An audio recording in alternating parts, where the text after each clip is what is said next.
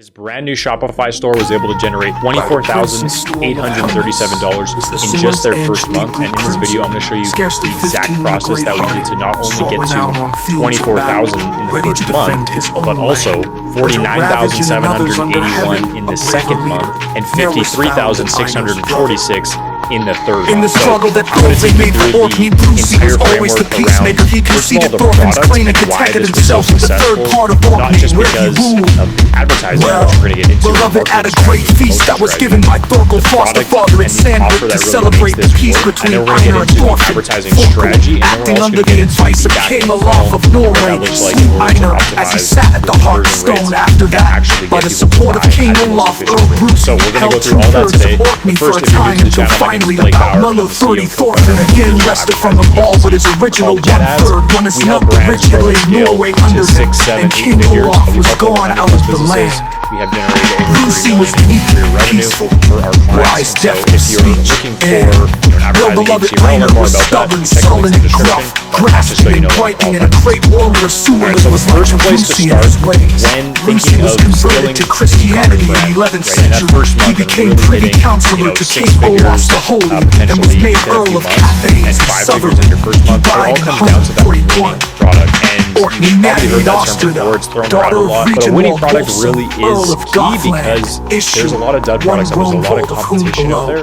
To Ingrida, she married Togran, son of Galbrand, the noble of Norway, who was murdered by Alfred, son of Earl of Northumberland. Just a superior product overall. And so that's really what I think of what makes up a winning product. And there's several elements that we found identified that Wrongful son of the preceding was early in life held in hostage at the court of King Olaf the Holy of Norway. He became a general in the army of Olaf, and when the king was compelled to flee from Norway, Romvold shared his fortunes on the battlefield of Stiklestad. So the first thing with a winning product he distinguished himself and saved the life of Harold, the brother of the king. Subsequently, he was made governor of the castle for a of winning product because you'll notice a lot of ads are structured around problems. After the death of his father, Romvold waged an effectual warfare against his uncle Earl Thorfinn for the recovery of Orkney. In the end, in 146, Thorfinn subdued all Orkney and made the islands his principal home. Romvold escaped to Norway,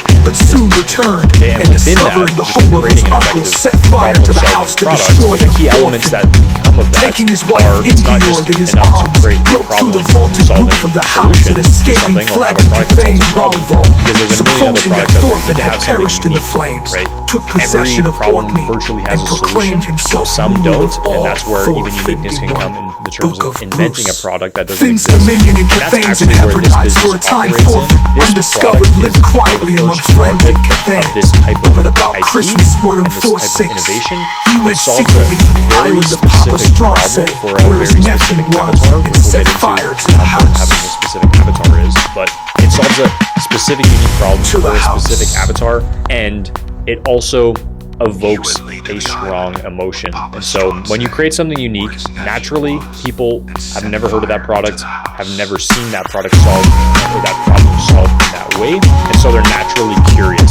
Now, the other element of problem solving is it evokes a strong emotion. So by that, you've probably seen advertising that pulls on, some type of emotion, whether that be fear of missing out, whether that be pain, like actual Romvold, pain, son of the whether that preceding, was be early in life held in hostage at the court of King Olaf the Holy of Norway. He became a general in the army of Olaf. Strong emotion in order to actually stand out and actually get people to motivated enough to make a decision. And so those are the key elements of a winning product, really simplified down. This product definitely fulfilled. Again, it solved a very clear problem. It did it in a unique way, having a unique solution that was never seen before, and it also evoked a strong emotion because the particular problem that this product was solving was just overall annoying and frustrating and something that they would love to have solved. And it's surrounding something that is also a lot of emotions are tied to it in that sense. So really good product overall in that sense. And the other kind of flip side of the coin on that for a winning product, the other key element is high demand. And so high demand, it doesn't matter if you have a unique product that evokes a strong emotion and solves a problem if nobody has that problem or barely anybody has that problem. Now, there's definitely a market for that. A lot of service providers that get paid a lot of money to solve very specific niche problems for high-paying businesses and things like that. But for a consumer, direct-to-consumer products, you need a lot of people that have a particular problem to really scale. Otherwise, you need to really have a high price, which isn't necessarily the best solution. So, high demand, and that can kind of come out into subcategories of you have a specific hobby or interest and a clear audience, right? So these are kind of the same thing, but within that high demand, you want to have a specific hobby or interest that it can relate to. So certain affinities, certain group of people, ideally that you can target or relate to them in some clear way. And again, a clear audience that you're targeting. So, demographically, a certain age group range, a certain group of people. So those are the key elements of a winning product to establish first. Again, this product also had high demand with a clear audience segment with clear interests surrounding them as well. All right, now once we establish that, right, we have the product and we're essentially going to market and looking to, scale this thing. And maybe that's the whole reason that you clicked on this video. You want to know how to run ads, how to scale a business, right? Now, again, a lot of the heavy lifting is done once you have that clear product, clear audience. Things get a lot easier to build out the campaigns and the structures and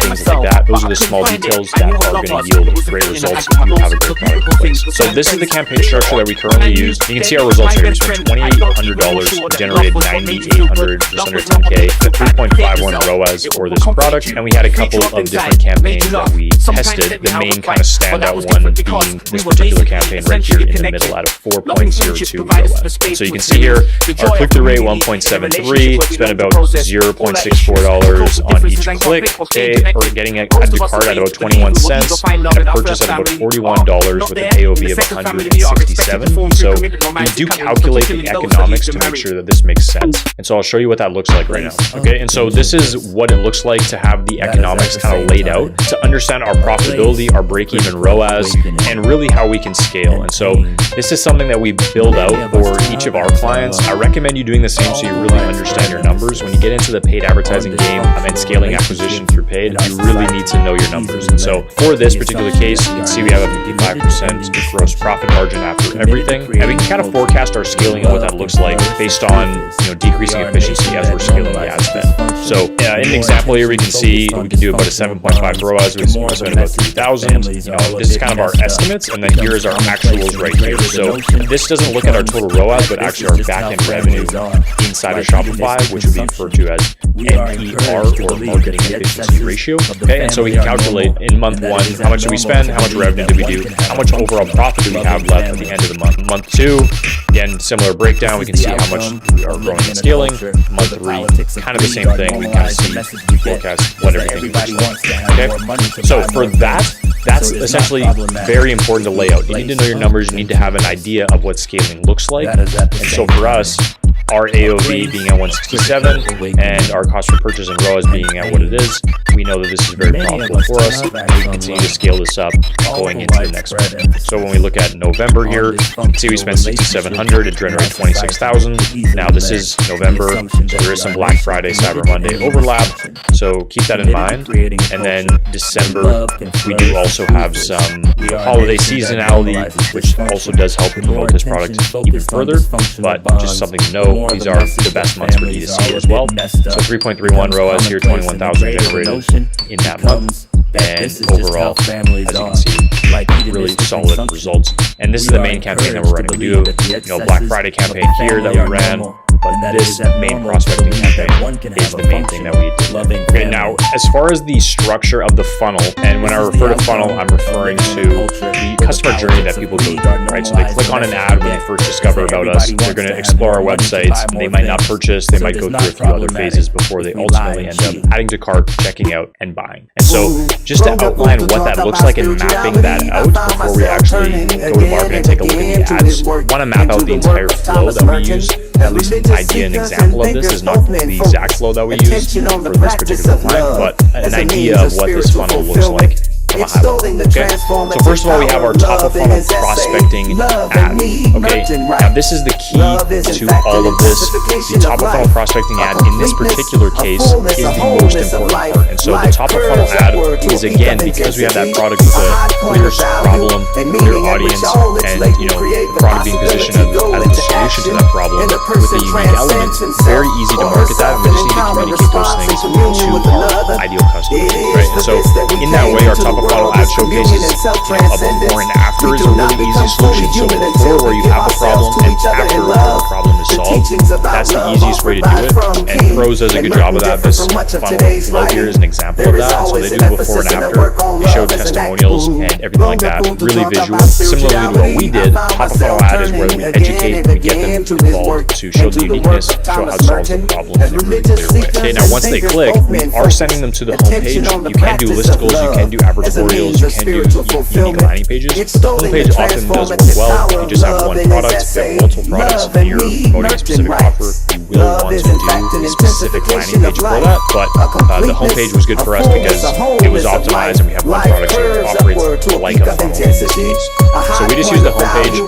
Now, those top of funnel users that are first clicking over to that ad are then landing on the homepage, and this is where the education process begins. Now, in this particular case, our product is fairly self-explanatory, but there is still some education needed around why our product is superior to other competitors or similar products in the space, what exactly it does, how easy it is to use, and things like that. And so that's the education process. Focus on highlighting the brand's unique selling proposition and trying to personalize that as much as possible, right? And so if they go ahead and they don't, proceed to the next steps, this is a little bit of a different funnel. So this isn't exactly what this brand actually did, but that's where if they don't buy, they will get incorporated to some sort of remarketing campaign, right? Where we show them a remarketing ad, which is more offer-driven, more benefit-driven, and that's where you get them to continue the rest of the funnel, which is more about education. So this funnel, again, is more complicated. Our funnel is much more simple. So essentially it goes click, homepage. If they don't proceed all the way to checkout and buying, they would see some targeting ads, and then they would proceed to checkout, purchase, and purchase, right? And then they get incorporated into some email flows and things like that. And we do also have an email flow process, which I recommend setting up so you can essentially communicate all of the emails. Okay, so with that process laid out in the actual ad account, this is that entire range right here. You can see our top performing ad incorporated that same kind of process. We've tested a lot of different ads, and so this is really working through those different angles with static creatives and video creatives on unique angles for how we can solve the problem, how we're differentiated, speaking to our ideal customer, and really just testing a lot of different creatives and angles. And so that's what we're doing here. You can see in terms of the account structure, I'll quickly go through this. It's quite simple though. We set up a advantage campaign budget turned on. So it's a campaign level budget. Okay, so we set that at a reasonable range. That's good for us. Okay, and everything else is the normal settings. Now, as far as the ad set level goes, how we do our ad set targeting is pretty simple. So we always optimize for purchase. So this is a conversion based campaign. We're optimizing for purchase always in our ad sets and in our campaigns. Okay, within this, we're targeting, we do have dynamic creative or flexible creative turned on. Okay, so within our audiences here, we have it set to the location, the relevant genders, and we do include one interest that's the most closely related, the most no-brainer interest to include for our particular audience.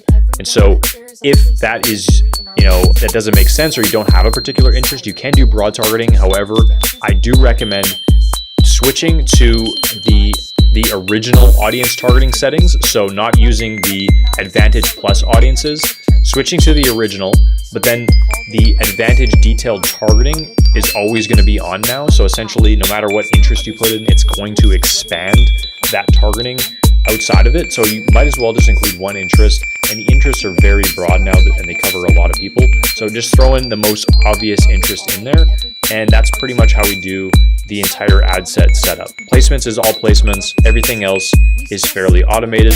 Okay, we have all of the settings pretty simple in stock there. Okay, and then at the ad level, Obviously you have to blur, all this information out, but for this particular client, we actually found a static ad worked best, and we tried it with a lot of different graphics. We tried a lot of different video ads, complicated and complex editing and graphics and things that would get attention, hook attention. We actually found the best ad to be for this particular product, a native ad with no text, no editing, no fancy things, just a long form piece of copy, a image ad with the product in use, and the nature of this product is it's very self-explanatory. You just see it and you know exactly what it is. So that's